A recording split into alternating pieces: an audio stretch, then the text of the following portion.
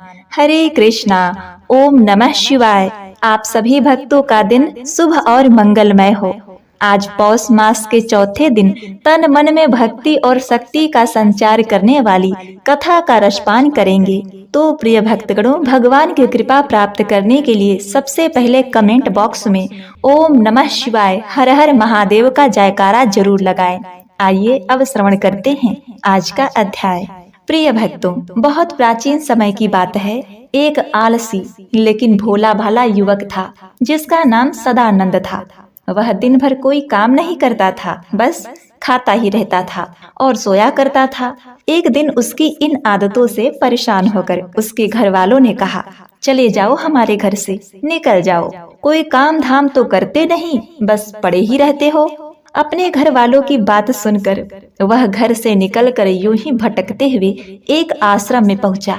वहां उसने देखा कि एक गुरुजी हैं और उनके शिष्य कोई काम नहीं करते, बस मंदिर की पूजा करते हैं। उसने मन में सोचा, यह बढ़िया है, कोई काम धाम नहीं, बस पूजा ही तो करना है। गुरुजी के पास जाकर पूछा, गुरुजी क्या मैं यहाँ रह सकता हूँ? गुरुजी बोले, हाँ क्यों नहीं।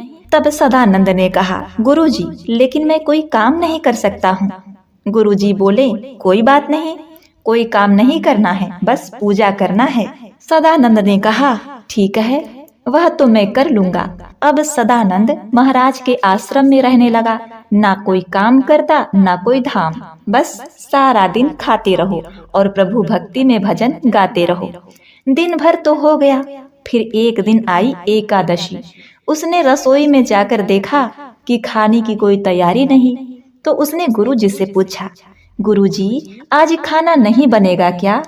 गुरुजी ने कहा, नहीं, आज तो एकादशी है, तुम्हारा भी उपवास है।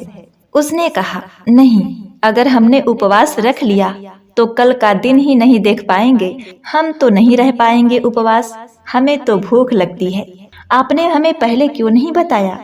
गुरुजी ने कहा, ठीक है, तुम ना करो उपवास, पर खाना भी तुम्हारे लिए कोई और नहीं बनाएगा, तुम खुद बना लो। मरता क्या करता, रसोई में गया। गुरुजी फिर आए और बोले, देखो, अगर तुम खाना बना लो तो राम जी को भोग जरूर लगा देना और नदी के उस पार जाकर बना लो रसोई। सदानंद ने कहा, ठीक है गुरुजी। अब लकड़ी, आटा, तेल, घी, सब्जी सब लेकर सदानंद वहां से चला गया। जैसे तैसे खाना बनाया, खाने लगा तो याद आया कि गुरुजी ने कहा था कि राम जी को भोग लगाना है। अब सदानंद लगा भजन गाने, आइए राम जी भोग लगाइए राम जी। कोई नहीं आया तो वह बेचैन हो गया कि यहाँ तो भूख लगी है और राम जी आ ही नहीं रहे। भोला मानस जानता ही नहीं था कि प्रभु साक्षात तो आएंगे नहीं, पर गुरुजी की बात माननी जरूरी है। फिर उसने कहा, देखो प्रभु श्री राम जी, मैं समझ गया कि आप क्यों नहीं आ रहे। मैंने रूखा सूखा बनाया है और आपको तरमाल खाने की आदत है, इसीलिए नहीं आ रहे हो। तो सुनो प्रभु, आज वहाँ भी कुछ नहीं बना है, सबकी एकादशी है, खाना है तो यह भोग ही खा लो। अब भगवान श्री राम अपने भक्त की सरलता पर बड़े मुस्कुराए और माता सीता के साथ प्रकट हो गए। भक्त अब असमंजस में हो गया कि गुरुजी ने तो कहा था कि श्री राम जी आएंगे, पर यहाँ तो माता सीता भी आ गईं और मैंने तो भोजन बस 2 लोगों के लिए बनाया है। चलो कोई बात नहीं, आज इन्हें ही खिला देता हूँ। बोला, प्रभु मैं भूखा रह गया, लेकिन मुझे आप दोनों को देखकर बड़ा अच्छा लगा, लेकिन अगली एकादशी पर ऐसा न करना, पहले से ही बता देना कि कितने जन आ रहे हो, और हाँ, थोड़ा जल्दी आ जाना। श्री राम जी उनकी बात पर बड़े ही मुग्ध हो गए, प्रसाद ग्रहण करके चले गए। अब अगली एकादशी तक वह भोला मानस सदानंद सब भूल गया। उसे लगा कि प्रभु ऐसे ही आते होंगे और प्रसाद ग्रहण करते होंगे। फिर अब दूसरी बार एकादशी आई तो उसने गुरुजी से कहा, गुरुजी मैं चला अपना खाना बनाने, पर गुरुजी थोड़ा ज्यादा अनाज मिलेगा तो बहुत अच्छा होगा, वहाँ 2 लोग आते हैं। अब गुरुजी मुस्कुराने लगे। उन्होंने सोचा कि भूख के मारे बावला है, ठीक है ले जा और जाके बना ले अपना भोजन। अब की बार उसने 3 लोगों का खाना बनाया और फिर गुहार लगाई, आइए प्रभु श्री राम, खाइए प्रभु श्री राम। प्रिय भक्तों, प्रभु की महिमा भी कितनी निराली है। भक्तों के साथ कौतूहल करने में उन्हें बड़ा मजा आता है। इस बार वे अपने भाई लक्ष्मण, भरत, शत्रुघ्न और हनुमान जी को लेकर आ गए। भक्त को चक्कर आ गया। यह क्या हुआ? एक का भोजन बनाया तो दो आ गए, आज दो का खाना बनाया तो पूरा खानदान आ गया। लगता है आज भी भूखा ही रहना पड़ेगा। अब उसने सबको भोजन लगाया और बैठे बैठे खिलाता रहा। अब अनजाने में ही उससे भी एकादशी हो गई। अब फिर अगली एकादशी आने से पहले उसने गुरुजी से कहा, गुरुजी, ये आपके प्रभु राम जी अकेले क्यों नहीं आते? हर बार कितने सारे लोग ले आते हैं। इस बार अनाज थोड़ा ज्यादा देना होगा आपको। प्रिय भक्तों, अब गुरुजी को लगा कि कहीं यह अनाज बेचता तो नहीं है, देखना पड़ेगा जाकर। उन्होंने भंडारे में जाकर भंडारे वाले से कहा, इसे जितना अनाज चाहिए दे दो और चुपकर उसे देखने चले जाओ। इस बार सदानंद ने सोचा, खाना पहले नहीं बनाऊंगा, पता नहीं कितने लोग आ जाएं, पहले बुला लेता हूँ फिर बनाता हूँ। अब फिर उसने टेर लगाई, आइए प्रभु श्री राम, खाइए प्रभु श्री राम, आइए राम जी, खाइए राम जी। प्रिय भक्तों, अब देखिए अब क्या होता है कि सारा राम दरबार मौजूद।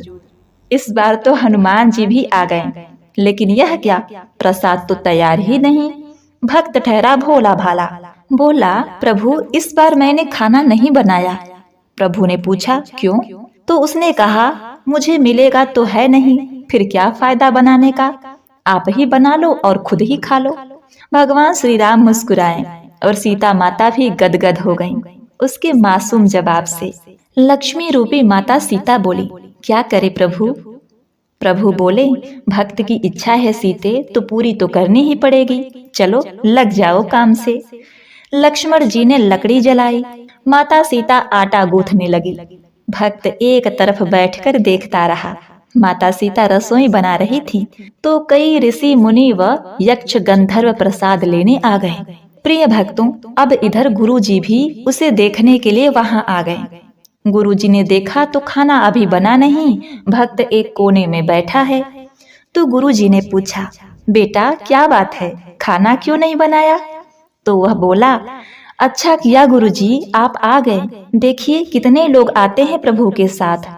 गुरुजी बोले, मुझे तो कुछ दिखाई नहीं दे रहा तुम्हारे और अनाज के सिवाय।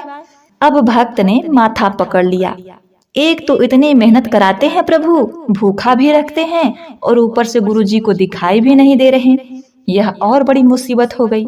उसने प्रभु से कहा, हे दयानिधि, हे प्रभु आप गुरुजी को क्यों नहीं दिख रहे? प्रभु मुस्कुराए और बोले, सदानंद मैं उन्हें नहीं दिख सकता। वह बोला, क्यों? वे तो बड़े पंडित हैं, ज्ञानी हैं, विद्वान हैं, उन्हें तो बहुत कुछ आता है, उनको क्यों नहीं दिखाई देते आप?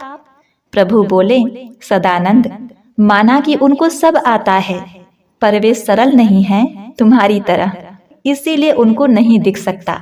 सदानंद ने गुरुजी से कहा, गुरुजी प्रभु कह रहे हैं कि आप सरल नहीं हैं, इसलिए आपको नहीं दिखेंगे।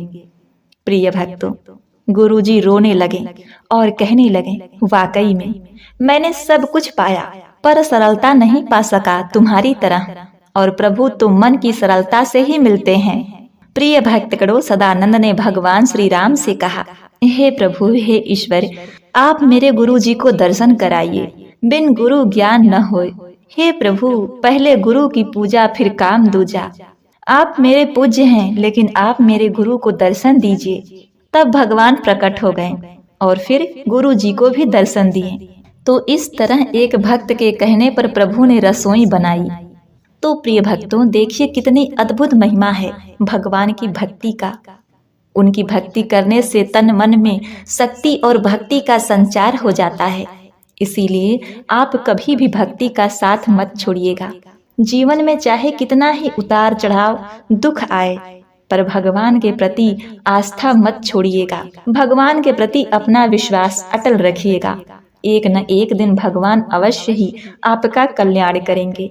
तो प्रेम से बोलिए, ओम नमो भगवते वासुदेवाय नमः।